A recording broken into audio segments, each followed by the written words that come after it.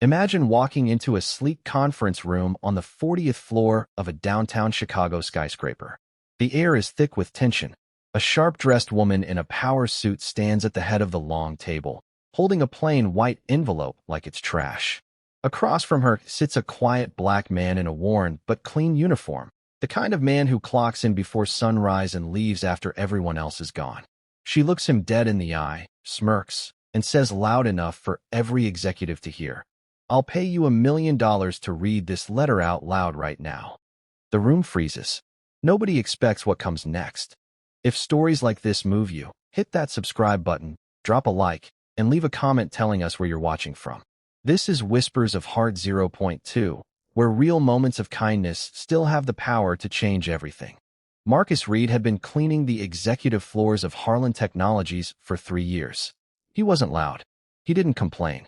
Every morning he arrived with 2 small lunch bags packed for his kids, Jamal and little Aisha, who waited for him at the community center after school. His wife had passed 2 years earlier after a short battle with cancer, and the bills never stopped coming. Marcus worked the night shift sometimes just to keep the lights on. Still, he always found a way to help. He fixed the broken coffee machine for the secretaries without being asked. He stayed late when the cleaning crew was short-handed. He never asked for thanks.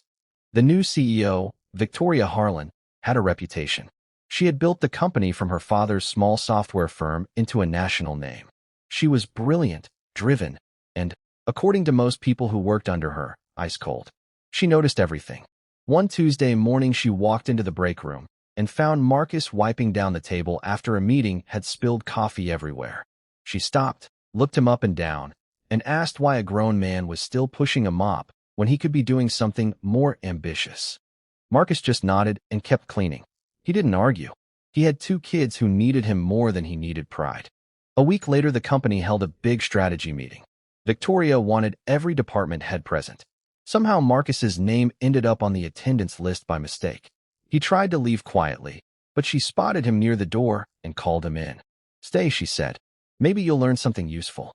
The other executives chuckled. Marcus sat in the back corner, hands folded, trying to disappear. Halfway through the meeting, Victoria pulled an envelope from her folder. She held it up like a trophy. "Someone left this on my desk this morning," she said. No name. Just a letter addressed to the person who still believes kindness matters. "I find that adorable. And completely naive." She looked straight at Marcus. "You seem like the type who still believes in fairy tales. Tell you what, I'll pay you $1 million right here, right now, if you stand up and read this letter out loud for everyone. Prove to me that kindness still has a place in a room like this." The silence was heavy. A few people shifted in their seats. Marcus stood slowly. He walked to the front of the room. Victoria handed him the envelope with a small, mocking smile. He opened it carefully. The paper inside was soft, the kind that had been folded and unfolded many times. He cleared his throat and began to read in a steady, quiet voice. "Dear stranger who might need this today, I used to think kindness was weak. I thought the only way to survive was to be harder than everyone else. Then my mother got sick. The nurses who stayed past their shifts, the neighbor who brought food without being asked, the janitor at the hospital who always had a kind word for my little brother. Those people kept us standing when everything else fell apart. Kindness didn't fix the cancer, but it made the days bearable. It reminded us we were still human. If you're reading this, maybe you're carrying something heavy too. Maybe someone was kind to you once, and you forgot how it felt. Or maybe you've been waiting for permission to be kind again. This is your permission. Be the person who stays 5 extra minutes. Be the person who notices. The world is already full of people trying to win. It needs more people who simply refuse to let others feel alone." Marcus finished and looked up. The room was completely still. Victoria's face had changed. The smirk was gone. Her eyes were wet. She sat down hard in her chair.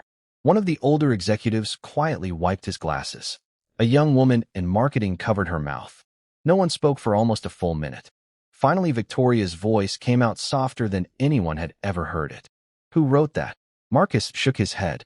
"I don't know, ma'am. But it sounds like something my wife would have said." He placed the letter gently on the table and started to walk back to his seat. Victoria stood.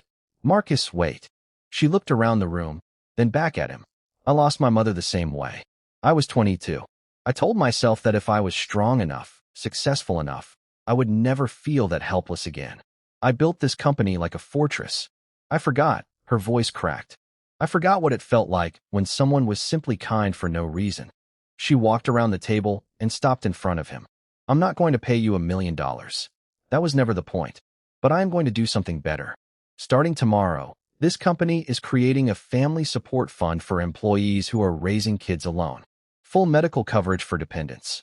Flexible hours. Paid leave when schools are closed. And Marcus, I want you to help design it.